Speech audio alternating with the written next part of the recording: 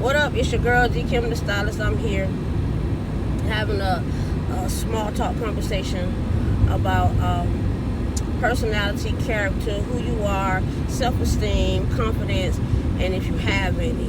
All of that matters in life.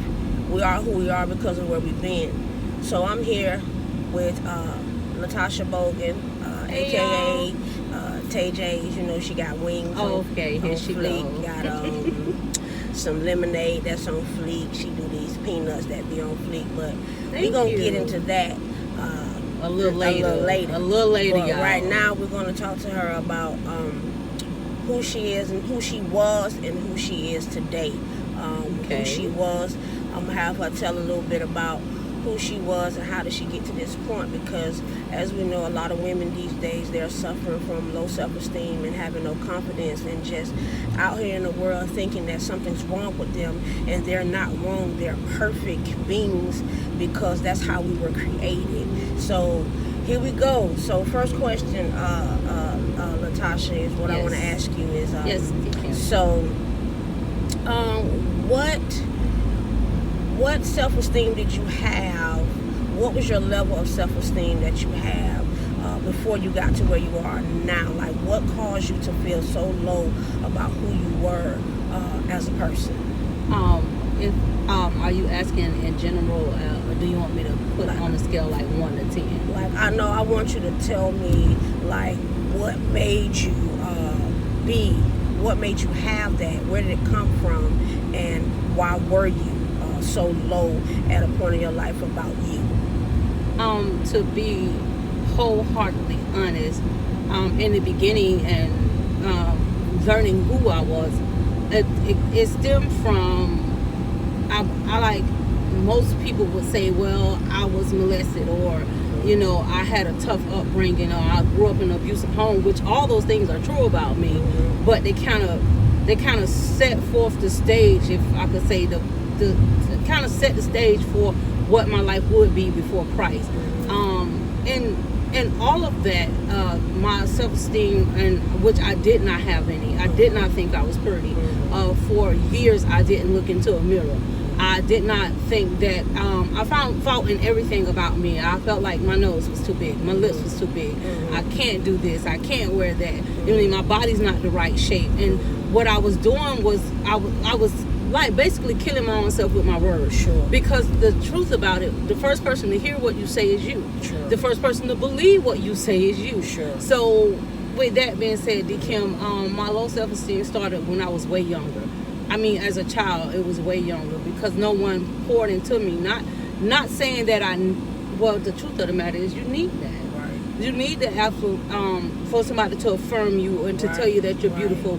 It starts at home. It starts with the father. Right. You need those things. Right. So those things I was void of in my life. So I'm roaming around aimlessly without knowing my self-worth, without having self-esteem or confidence in who I am or whose I was. Right. So, like, that kind of covered a little bit for you. Is that okay? Right. That's good. That's good. That's good. Okay, Sure, awesome. sure. And I get when you say that, because that absolutely can happen in life, period. People think you have to be molested or abused to have that. But if no one's never told you that you are and who you are and what you are and what you need, then you absolutely, when you get older, will suffer from not being affirmed. So next question, have you ever in your life been rejected or felt rejected? Yes, absolutely. Now I know that it was rejection. I didn't know what it was at first. Sure. But yes, I have. I have felt rejected. I have been rejected, and to be honest, it's something I carry with me for years. And which played a part in not having self-esteem, which played a part in not having the confidence that I have now. Right. So the answer to your question is yes, I have been. Right. Cool. Right.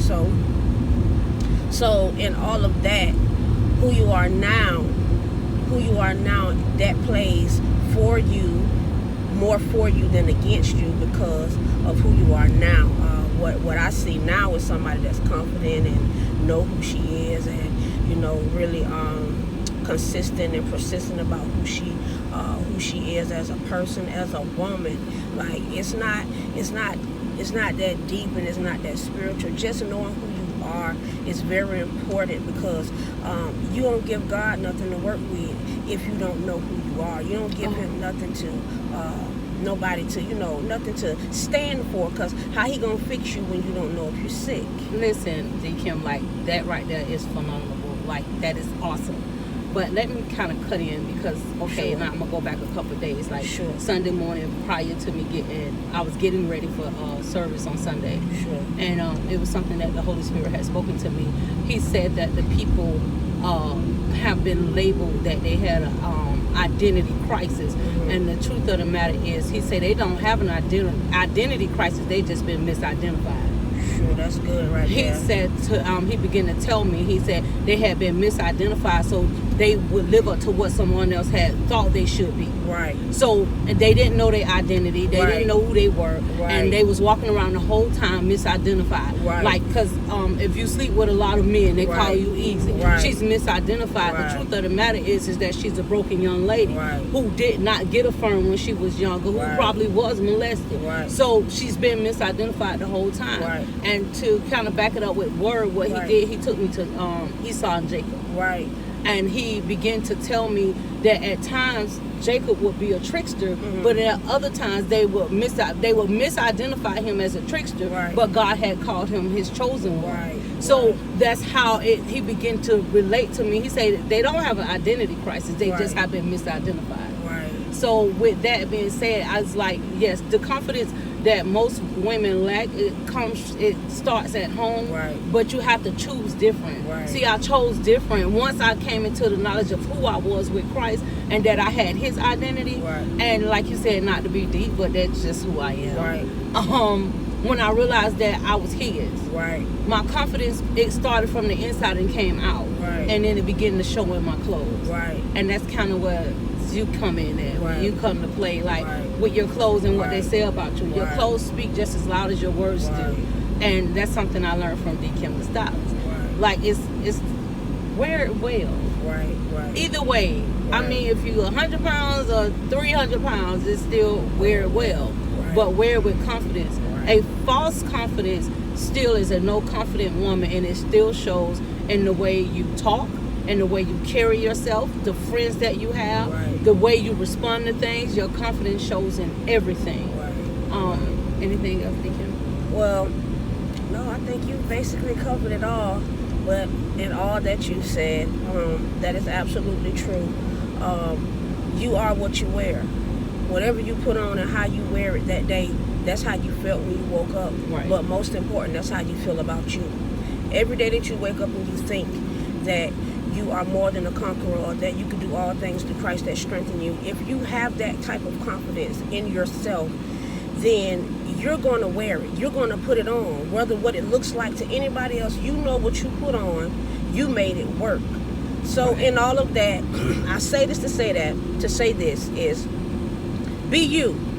Under no certain terms, don't you ever be anybody else other than yourself. Because being you counts more than being somebody else. I can be the best me that I can be every day of my life. Because why? I know who I am. Because why? I'm confident in who I am. And because why? I am who I am. So tune in next time. We're going to have something else for you. Subscribe to my YouTube page and be a follower of D. Kim the Stylist, so I can Yes. help you be who you are from the inside out. I'm D. Kim the Stylist. This is Latasha Bogan. All right, and y'all. we'll see you next time. Peace.